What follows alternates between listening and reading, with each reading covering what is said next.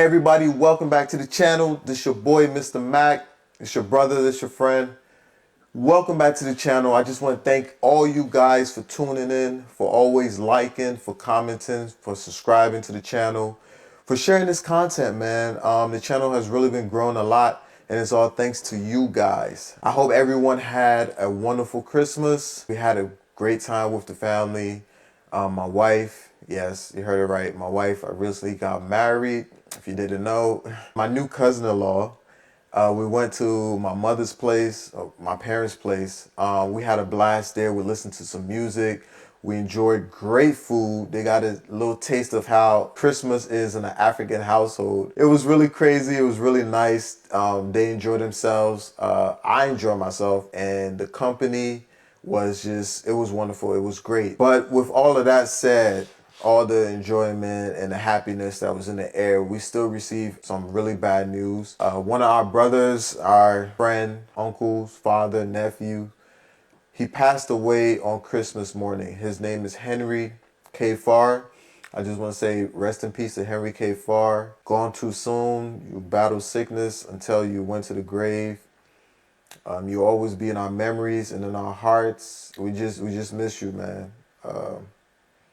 Yeah, it was just some terrible news, but we still strong together, and we still try to have fun and enjoy ourselves even though we received that news. So yeah, today's story based on an experience when I first went to Liberia. If you don't know, if you're new to the channel or you don't really know much about African history or even Liberia history, Liberia fought a very, very brutal civil war from 1989 to 2003.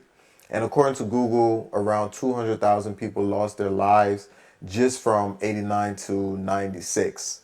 So I know that's what Google is saying, but believe me when I tell you that those numbers are way more. A lot of people lost their lives. A lot of people lost their properties. A lot of people lost friends, they lost families, they lost houses, they lost their job. I mean, you're talking about a country where people hardly have anything to begin with. So imagine you don't have anything, and the little bit that you have, you lost that. A lot of people had to start their lives over. A lot of people had to start their lives over. So imagine a grown man in his 40s and his 50s have many mouths to feed, and you have to start from scratch. You have to start from nothing, from zero. That's pretty hard. I can't imagine starting over, my life over, from where I am right now to starting from nothing. I can imagine what people went through. A lot of people suffered during the war. I have a lot of stories. I even have an interview actually with my cousin coming up, Medea. She has some really funny stories that she's gonna share on the channel. I hope you guys will enjoy it. I also have a lot of war stories about the Liberian War coming up. It was a very bad war. If you didn't hear about it, just thank your stars that you didn't hear about it or you didn't know about it, because the people who did know about it or who worse experienced it, they would tell you that it was not a pretty sight. Me, I was born during the time of the war. When I was a baby, I experienced war. So, I mean, I won't have memories now as an adult, but the stories that I heard when I was a baby and what I went through, I mean, even grown people will have a tough time going through it. But stay tuned to the channel. I'm definitely going to share these stories with you guys, these experiences. I'm going to bring people on the channel to share their experiences with the war that happened in Liberia. And I hope you guys enjoy it. So yeah, to continue with the story, or to actually start the story now. So I went to Liberia 2006, the ending of 2006. That's when I first got to Liberia. And at that time, the war ended, the war ended in 2003. So my first time in my country since I left when I was a baby, I touched down into a war-torn country. And the experiences and what happened during the war, you can still see it. You can still smell it in the air. You can see it on people's faces. Like, people were going through a lot. I mean, when I first went to Liberia, there were zinc houses everywhere. Even the major parts of the city, which is like places like Syncor or In Town. Those are like the real major parts of the city. It was just riddled with zinc house. If you've never seen a zinc house, I'm going to show it to you on this channel. Or here's a picture of a zinc house. Imagine somewhere that you wouldn't even let your dog stay. Human beings stay there in a very small space. Multiple families, or I wouldn't, yeah. You have families staying there, depending on the space. You have multiple families staying there. And this is with some people reality for years. Some people still live in zinc houses right now. People live in mat houses. Mat houses is just like the name, just what the name implies. It's just mats woven together, and that's some people's houses with just maybe a concrete slab. Some people sleep on the floor. Some people sleep on a little mat. You know those mats what Muslims pray on? That's some people's beds. I've seen people sleep on those things. So having a mattress in that type of setting is a blessing. It made me realize like the type of blessings that we have here for us who are in like, places like America, Europe, or these first, quote unquote, first world countries. Living in a third world country really opened my eyes to a lot of things that here we take for granted. I'm going to share a lot of these stories.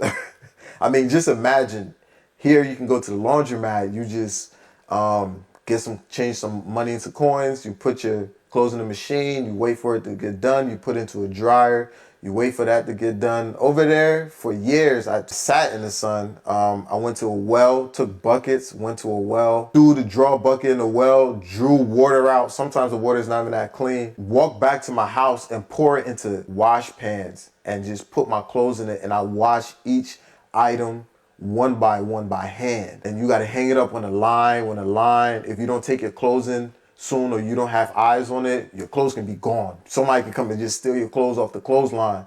So hanging on the line, you gotta, keep watching your clothes and then go outside. That's the only way we could dry clothes. You go, you collect your clothes, you fold it up, you bring it in the house. So people live like that. That's some people's reality. That was my reality. It humbled me. It made me realize that, man, the blessings that are here is like, wow. The most simple things or the most basic things that are here are luxury back in Liberia, or not just Liberia, but most parts of Africa as a whole. A lot of people don't have not even a quarter of what people have here. I first went to Liberia and I went in the market. So while I was in the market, I went to go get fish and some stuff for us to cook in the house. So during that time, I just seen a whole crowd of people surrounded by this market table.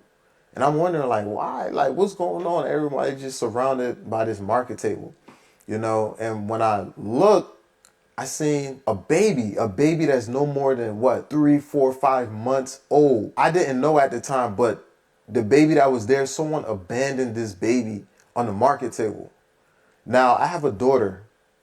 I can imagine abandoning my daughter. But at the same time, the person who did that, I can't judge them because I know that for a mother to do something like that, you have to be going through the most extreme level to take your baby and abandon your baby. Where she even abandoned her baby, it wasn't conducive for even a grown person to stand. It had flies over the place.